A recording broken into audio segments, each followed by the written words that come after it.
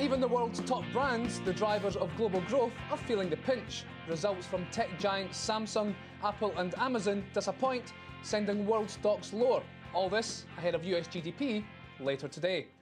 So it looks like earnings will drive bearish sentiment today. Apple's iPad sales in Q3 fell short of Wall Street's targets, and Amazon reported its first quarterly net loss in more than 5 years. In Asia, the focus was on Samsung. Here with that story is Reuters' Tara Joseph in Hong Kong. Tara, it was a record set of earnings for Samsung, yet the shares are lower. That's right, Jamie. I mean, $7.4 billion in earnings, nothing to sneeze at, especially with the success of the Galaxy smartphone. But what analysts are saying now is, what's next for Samsung? What is the next big thing going to be? And they're not seeing it yet.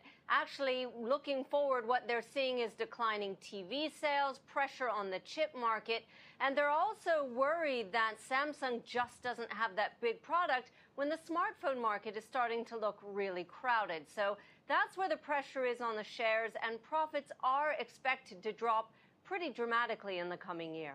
OK, on to something completely different, as you might say. I gather some bankers in Hong Kong have been having a bit of a punch-up. What's going on here? Yeah, that's true. It was a big night in Asia last night. And yes, the world economy is under pressure. So maybe the bankers were just taking it out on the ring. But this is hedge fund fight night, where a select group of bankers spend 6 months training to get into the ring to raise money for charity. It gets ugly, it gets bloody, but a few winners do come out of the ring. Maybe that's a little bit of hope for them, given that 73 hedge funds have shut down in Asia this year alone. So, Jamie, maybe next year you'll go for this as well. Oh, I can't wait, Tara. Can't wait. Oh, come Hold on. me back. Yeah. Tara, thank you very much. Have a great weekend. Well, the downbeat news from the US and Asia comes on top of an already disappointing European earnings season. Here to discuss where we go from here is William de Wilder, Chief Investment Officer at BNP Paribas Investment Partners. He joins us from Brussels. William, earnings season, pretty grim so far, let's face it. Are there any bright spots out there? Well, I think you would qualify it, me being a top-down market observer, as very much bottom-up driven. So it's a stock picker's market, as I say.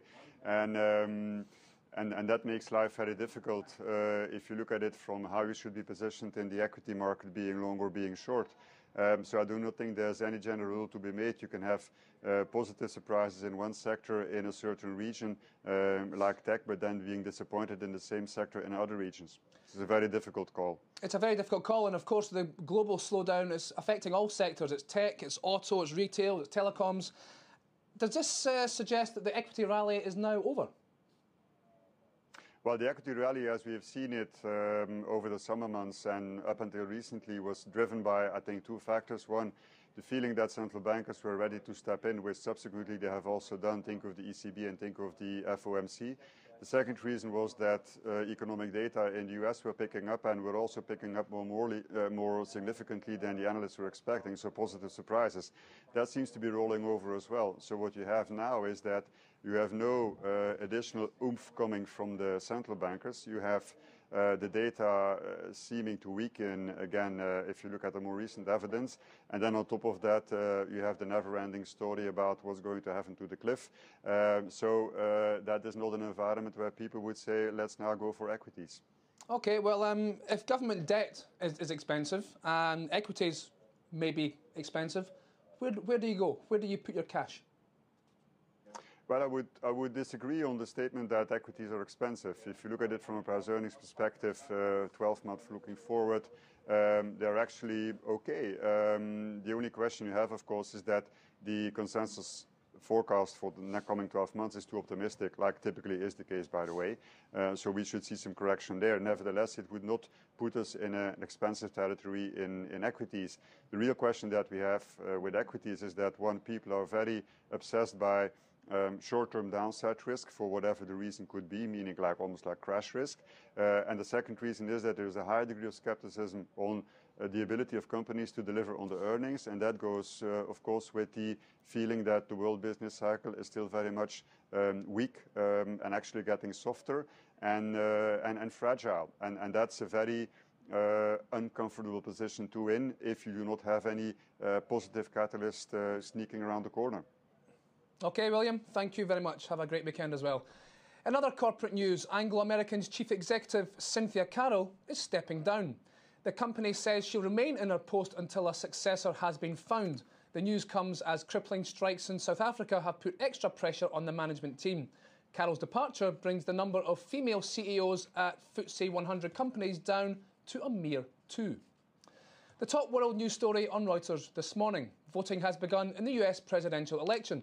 None other than President Barack Obama himself cast his vote yesterday. Hoping to encourage supporters to vote ahead of the November 6 election, the president cast his ballot early in his hometown of Chicago. Plus, a 4-day ceasefire has started in Syria to mark the Muslim holiday of Eid. Previous attempts at ceasefires, though, have collapsed. Well, that's it for now. I'll leave you with images of Apple's new 7.9-inch iPad mini, which goes on sale online today, and shipments start a week later. I'm Jamie McGeever. This is Reuters.